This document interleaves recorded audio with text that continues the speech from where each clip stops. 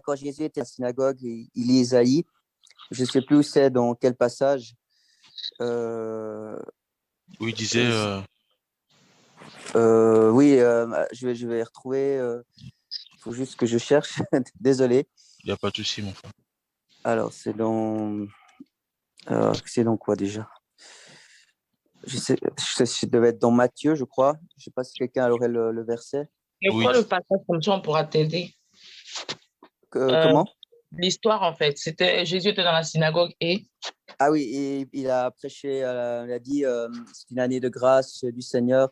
Qu'il est venu, il a lu le livre d'Ésaïe, justement, le rouleau d'Ésaïe, qu'il est venu pour donner la vue aux aveugles, pour libérer les captifs. Ésaïe 61, verset 2. Oui, ah oui, voilà. Et puis aussi, justement, je crois que c'est dans Luc. Dans Luc 4, verset... à partir 19. du verset 19, je pense. Oui, voilà. Alors voilà, j'ai trouvé.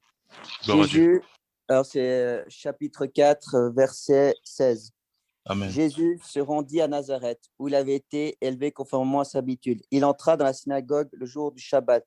Il se leva pour faire la lecture, et on lui remit le livre du prophète Ésaïe. Il le déroula et trouva l'endroit où il était écrit: « L'Esprit du Seigneur est sur moi, parce qu'il m'a consacré par onction pour annoncer la bonne nouvelle aux pauvres. Il m'a envoyé pour guérir ceux qui ont le cœur brisé, pour proclamer aux prisonniers la délivrance et aux aveugles le recouvrement de la vue, pour envoyer libres les opprimés, pour proclamer une année de grâce du Seigneur. » Ensuite, il roula le livre, il le remit aux serviteurs et s'assit. Tous ceux qui se trouvaient dans la synagogue avaient les regards fixés sur lui. Amen. Amen. Amen. Autrement, si on a un autre verset, je ne sais pas si quelqu'un aura un autre verset. Ah, ok. Alors, par rapport à Ésaïe, c'est ça? Oui, c'est Ésaïe, ouais, c'est Ok. ça. Je crois que c'était Ésaïe 61, verset 2. Je crois que c'est pareil, hein, ce que tu viens de dire. Exactement, en fait. Il reprenait ce texte, justement, cette prophétie qu'avait dit Ésaïe. Amen. Et voilà, et voilà. Donc, je pense que ce texte est très fort parce qu'il veut vraiment dire que ben, oui, il est venu pour nous, pour les malades, pour ceux qui sont détruits, pour ceux qui n'ont plus de repères, qui n'ont plus de famille, qui sont malades. Et il est venu justement pour eux, pour nous, justement. Et c'est incroyable, quoi. C'était vraiment prophétisé c'était vraiment prophétisé. Voilà. Amen. Amen. Ok. Est-ce que la sœur Bénédicte, tu as quelque chose à nous partager? Je te laisse décrocher le micro, ma sœur. Ah oui, je crois qu'il disait qu'elle est préparée pour le travail. Non, je laisse le foie Landry. Oui, comme je disais, je vous écoute, je suis C'est attentive, vrai, mais je ne c'est sais vrai, pas pour le travail. c'est vrai. Je Le laisse faire. la, Ok. je laisse la parole à notre bien-aimé Landry. Si tu as quelque chose à nous partager, mon bien-aimé.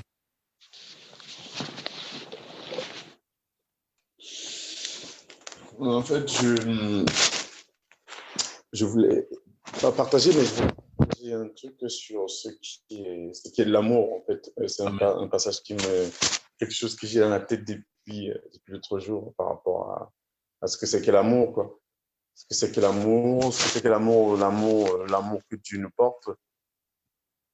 Et faut que je retrouve le texte. En fait, j'arrive pas. Comme j'ai pas répondu à la sœur Gladys en même temps, du coup, Il n'y a pas de souci.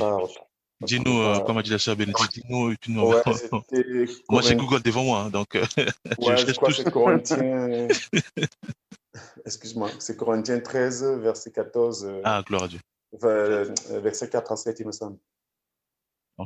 Ouais, l'amour est patient, l'amour en service, il n'est pas jaloux, il ne se vante pas, il ne se gonfle pas d'orgueil, l'amour ne fait rien de honteux, il ne cherche pas son intérêt, il ne se met pas en colère, il ne se souvient pas du mal, il ne se réjouit pas de l'injustice, mais il se réjouit de la vérité. L'amour excuse tout, il croit tout, il espère tout, il supporte tout. Amen. Amen, gloire à Dieu. Amen. En fait, Amen. c'est un passage que j'ai dans la tête depuis parce que une fois, tu m'as posé la question de savoir si j'avais trouvé une nouvelle femme dans ma vie depuis que ma femme est partie, parce qu'on a été victime des attaques de sorcellerie et tout ce qui est magie noire et enfin, oui, du diable et tout ça. Et tu m'avais posé la question de savoir si j'avais trouvé une autre femme, si j'avais quelqu'un d'autre dans ma vie. Je t'ai dit non. Et je ne dis pas parce que je n'en ai pas autour de moi, mais c'est parce que, comme je t'avais dit, quand je suis né de nouveau, mes premiers songes ont été Dieu m'a parlé à travers les songes. Dieu m'a parlé à travers les songes. Il m'a dit, voilà, 1 plus 1 égale 1. 1 plus 1 égale 1. C'était comme dans un tableau, comme un professeur qui explique quelque chose à quelqu'un. Il me mettait 1 plus 1 égale 1. Dans ce que j'ai uni, nul ne peut le désunir. Donc, je me suis réveillé petit matin. J'en ai parlé avec le frère Théo de ces songes-là. Et je lui ai dit, j'ai l'impression que le Seigneur est en train de me passer un message. Il est en train de me dire que voilà, ta femme est peut-être partie, mais sache que cette femme te reviendra un jour, tôt ou tard. Et j'ai beaucoup de personnes qui m'ont dit autour de moi, mais pourquoi tu ne prends pas une autre femme? Mais pourquoi tu attends? Avec tout le mal que cette femme t'a fait, avec tout ce qui s'est passé avec sa famille, comment peux-tu continuer à rester à penser qu'elle reviendra? Je leur ai dit, bah, écoutez, euh, tel que Dieu me parle, Dieu est en train de me faire comprendre que quand on aime quelqu'un, quand on a de l'amour pour une personne, il faut être capable d'être au-dessus à un moment. Il faut prier le Seigneur pour qu'il nous permette, pour qu'il nous fortifie, de telle sorte qu'on soit capable de passer au-dessus des choses qu'on peut avoir subies à travers ces personnes-là. La preuve en est que Dieu, malgré nos péchés, Dieu nous aime toujours. C'est-à-dire que quel que soit ce que nous faisons, à partir du moment où nous prenons conscience que nous avons fait quelque chose de mal et que nous retournons vers notre Dieu pour lui demander pardon et lui demander ses grâces, il est toujours prêt à nous ouvrir la porte. Nous sommes comme les enfants, ces enfants, des fils prodiges. C'est-à-dire on va voir notre père, on lui dit, voilà, donne-nous notre part d'héritage. On va la dilapide. Mais quand on revient, quand on n'a plus rien, quand on est affamé, on n'a plus grand-chose, on revient, on se dit, ben, tiens, notre père est riche, et on souffre. Pourquoi souffrons-nous? Repartons le voir. On revient voir notre père et à chaque fois qu'on revient le voir, il est toujours prêt à nous pardonner et à nous donner de nouvelles chances, à nous mettre de nouveaux vêtements, à nous laver, à nous parfumer, à nous rendre propres, nickel. Donc, ce passage m'a fait comprendre à quel point l'amour est quelque chose de désintéressé. Et quel que soit le mal qu'on a pu subir dans la vie, quel que soit le mal les choses difficiles qu'on peut traverser, l'amour doit être au-dessus de tout. C'est facile à dire comme ça, ce n'est pas facile à vivre, c'est quand on est dans cette situation. Mais moi, je l'ai vécu et je sais que pendant longtemps, les gens m'ont dit, mais comment est-ce que tu fais pour ne pas en vouloir à cette femme, à toute sa famille, avec l'humiliation que tu as subie à travers elle, à travers ton fils et tout, et tout. Je leur disais, je n'arrive pas à trouver la force de la détester parce que j'ai l'impression que Dieu l'a peut-être utilisé aussi à un moment pour me réveiller. Dieu a utilisé cette situation, a permis cette situation pour que je me rapproche de lui. La preuve en est qu'aujourd'hui, je suis né de nouveau. Et que si je n'avais pas vécu cette situation par ma femme, peut-être je n'aurais jamais connu le Seigneur. Je n'aurais jamais connu. J'aurais toujours été catholique en faisant les mêmes pratiques catholiques et en pensant que j'étais sur le bon chemin. Je ne jette pas la pierre sur mes frères catholiques parce qu'ils sont, comme dit Dieu, mon peuple périt faute de connaissance. Les gens sont dans l'ignorance. Beaucoup de personnes sont catholiques, pas parce qu'elles veulent aller contre Dieu, mais parce qu'elles pensent être sur le bon chemin. Elles pensent être sur le bon chemin. Et c'est pour ça qu'on doit souvent beaucoup prier pour que Dieu nous révèle ses vérités. Donc, voilà. Donc, moi, je dis que voilà, Dieu utilise parfois puissamment même nos ennemis pour nous aider, pour nous sanctifier, pour nous glorifier, pour se glorifier. Quand il dit nous glorifier, c'est pas nous donner des gloires, non, mais pour nous permettre de nous rapprocher de lui. Qui se rapproche du Seigneur est dans la gloire avec le Seigneur. Donc, même l'amour de nos ennemis l'amour de nos ennemis nous permettra aussi de nous sanctifier. Donc voilà, j'y tenais énormément parce que je dis ça parce que j'ai discuté avec mon fils l'autre jour aussi. Mon fils, il me disait, je déteste ma mère, je ne veux plus lui parler, et elle nous a fait trop de mal, elle continue à me faire du mal, et tout ce que je subis aujourd'hui, comme je suis, c'est à cause de ma mère, je ne veux plus lui parler, je lui ai dit non. Il m'a même dit, si elle meurt, je ne veux plus lui parler, je m'en fous.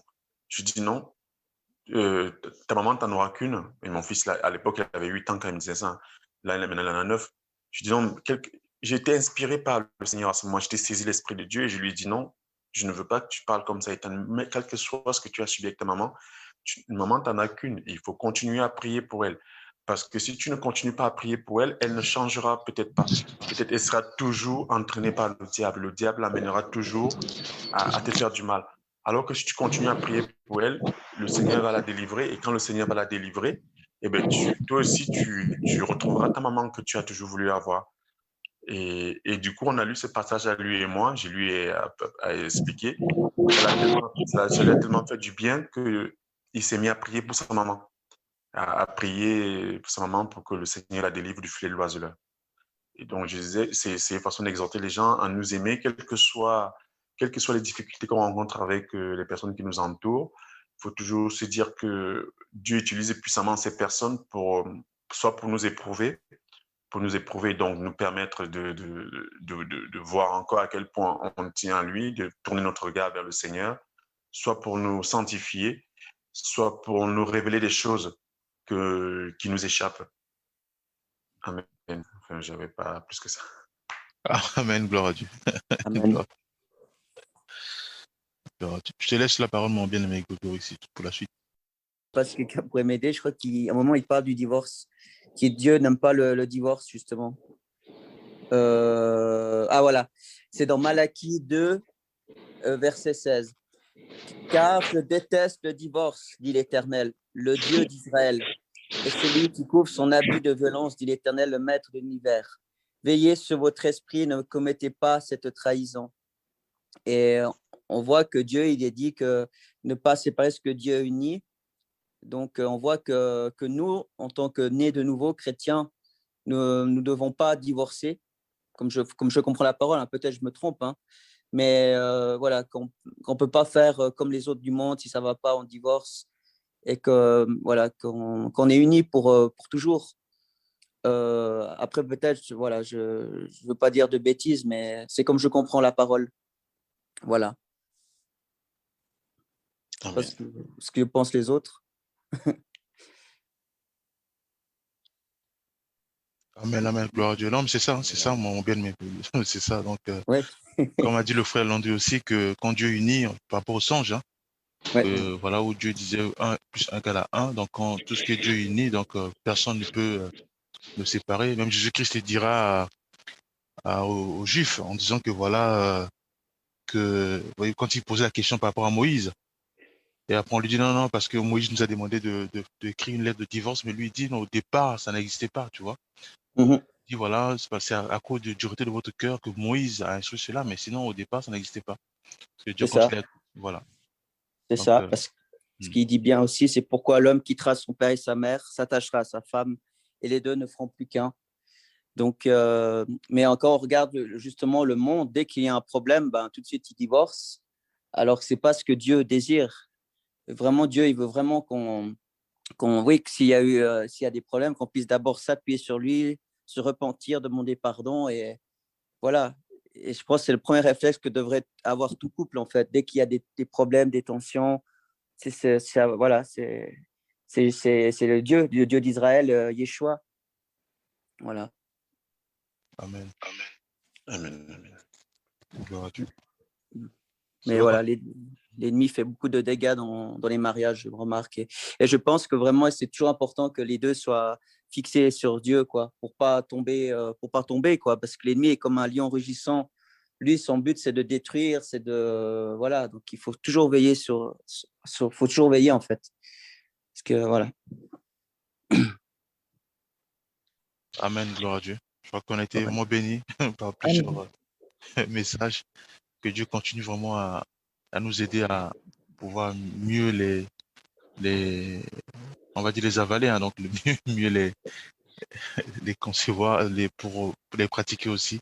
Que Dieu nous aide vraiment à à avoir nos regards fixés dans sa parole pour mieux respecter ses principes, surtout mieux pratiquer aussi ses principes, afin que oui, les couples soient sauvés, oui, puissions vraiment être, comme a dit le frère Grégory, de l'humilité au sein de nos familles, hein, au sein de nos couples, que nous puissions vraiment déjà enlever en nous cette idée du divorce, ça sert à rien. Et quand il y a des tensions, que vraiment nous puissions nous rapprocher vers le Seigneur, dans la prière, dans l'humilité, en respectant bien sûr les uns et les autres, afin que vraiment nous puissions rechercher la paix, comme dit la parole, rechercher la paix avec tous. Voilà. Donc, Amen. oui. Et j'ai beaucoup aimé aussi notre bien-aimé Landry qui parlait de l'amour. Ça, j'ai beaucoup aimé parce que ça m'a beaucoup aussi touché puissamment. Où on dit vraiment l'amour supporte tout, l'amour voilà croit tout. C'est fort. Et surtout, ce qui m'a touché, c'est de voir l'image où c'est le fils en fait qui déteste sa mère, mais le père vient consoler son fils. On lui rappelle l'amour. Non, ça c'était fort. Amen, Oui, amen. et je pensais à un truc aussi. C'est vrai que des fois, il y a des chrétiens, ils ont tendance à condamner, mais il n'y a pas d'amour en fait. Et j'ai remarqué que quand ils disent c'est vraiment l'amour le plus important, c'est pas notre attitude, notre amour envers les autres, comment on se conduit, que ça va toucher aussi les autres en fait, pas notre conduite. Et que des fois, il y a des chrétiens qui sont dans la condamnation, dans le jugement, alors que même des fois, ils ne sont pas droits, parce qu'on est tous pécheurs, mais que voilà, il faut toujours avoir cet amour pour l'autre, quoi, et jamais cette condamnation. D'ailleurs, Jésus il était très, voilà, il condamnait pas, il avait de la compassion, que ce soit pour même la femme qui devait être lapidée. Voilà. Amen. Amen, amen. Amen, gloire à Dieu. Bon, il est 7 heures, donc je crois qu'on va clôturer. Amen. Voilà, on va rendre grâce au Seigneur pour vraiment le temps de partage. Prions, Père, nous te rendons grâce, nous te bénissons.